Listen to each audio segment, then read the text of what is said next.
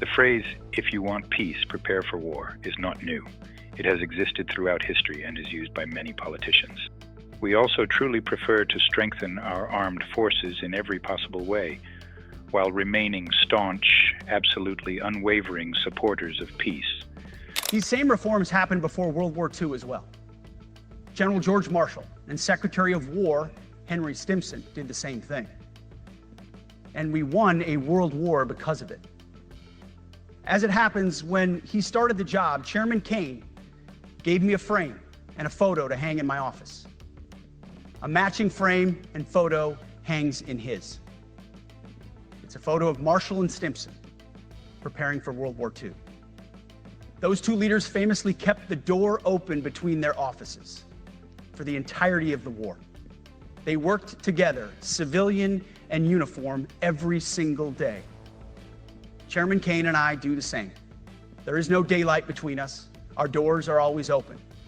Our job together is to ensure our military is led by the very best, ready to answer the nation's call.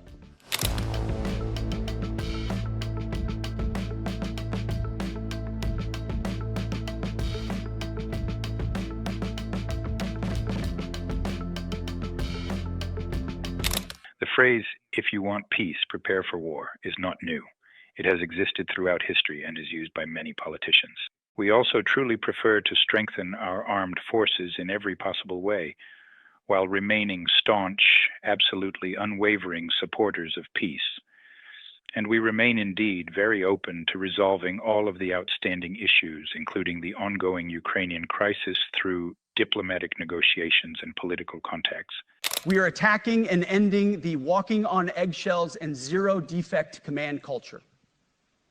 A risk-averse culture means officers execute not to lose instead of to win. A risk-averse culture means NCOs are not empowered to enforce standards. Commanders and NCOs don't take necessary risks or make tough adjustments for fear of rocking the boat or making mistakes. A blemish-free record is what peacetime leaders covet the most, which is the worst of all incentives. We, as senior leaders, need to end the poisonous culture of risk aversion and empower our NCOs at all levels to enforce standards. Truth be told, for the most part, we don't need new standards. We just need to reestablish a culture where enforcing standards is possible. And that's why today, at my direction, I'm issuing new policies that will overhaul the IG, EO, and MEO processes. I call it the No More Walking on Eggshells policy. We are liberating commanders and NCOs. We are liberating you. We are overhauling an Inspector General process, the IG, that has been weaponized, putting complainers, ideologues, and poor performers in the driver's seat. We're doing the same with the equal opportunity and military equal opportunity policies, the EO and MEO at our department.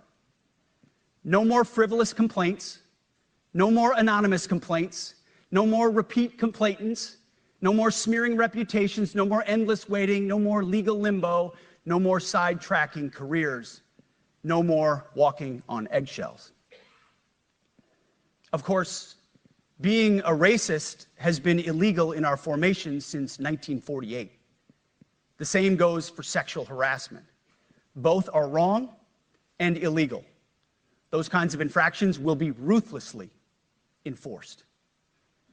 But telling someone to shave or get a haircut or to get in shape or to fix their uniform or to show up on time or to work hard, that's exactly the kind of discrimination we want. We are not civilians. You are not civilians.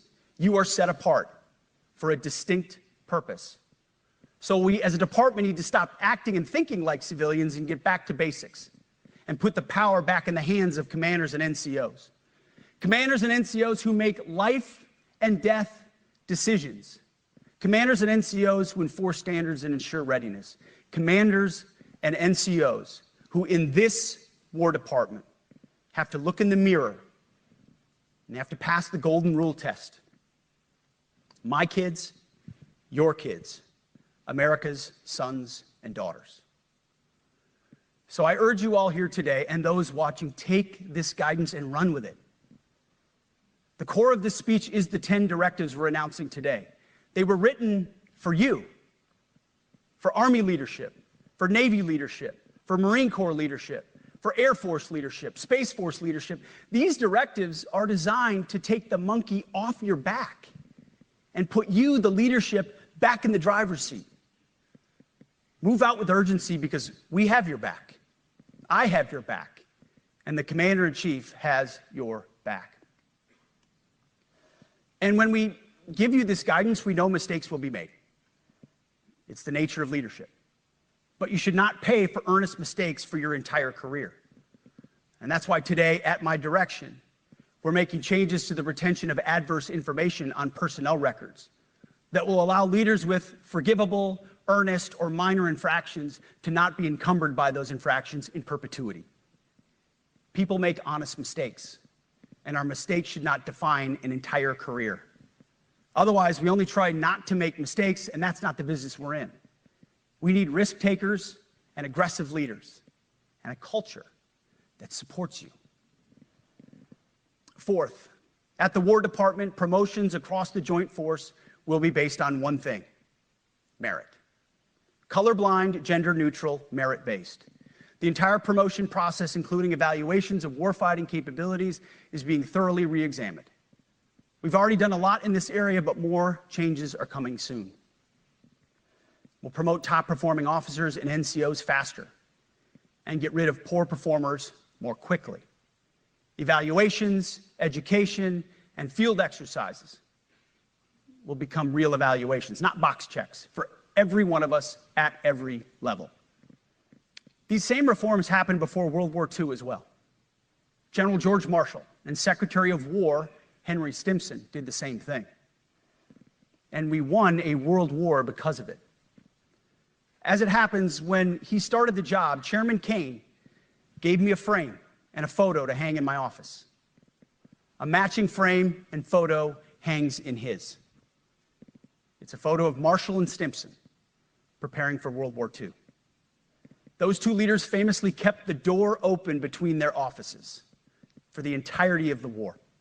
They worked together, civilian and uniform, every single day. Chairman Kane and I do the same. There is no daylight between us. Our doors are always open. Our job together is to ensure our military is led by the very best, ready to answer the nation's call. Fifth, as you have seen, and the media has obsessed over, I have fired a number of senior officers since taking over. The previous chairman, other members of the Joint Chiefs, combatant commanders, and other commanders. The rationale for me has been straightforward. It's nearly impossible to change a culture with the same people who helped create or even benefited from that culture, even if that culture was created by a previous president and previous secretary. My approach has been simple. When in doubt, assess the situation, follow your gut, and if it's the best for the military, make a change. We all serve at the pleasure of the president every single day. But in many ways, it's not their fault. It's not your fault. As foolish and reckless as the woke department was, those officers were following elected political leadership. An entire generation of generals and admirals were told that they must parrot the insane fallacy that, quote, our diversity is our strength. Of course, we know our unity is our strength. They had to put out dizzying DEI and LGBTQI+ statements.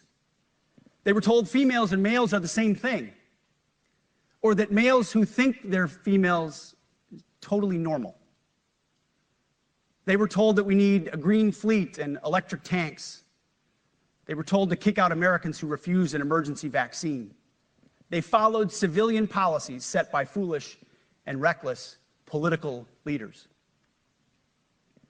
Our job, my job, has been to determine which leaders simply did what they must to answer the prerogatives of civilian leadership, and which leaders are truly invested in the woke department, and therefore incapable of embracing the War Department, and executing new lawful orders. That's it. It's that simple.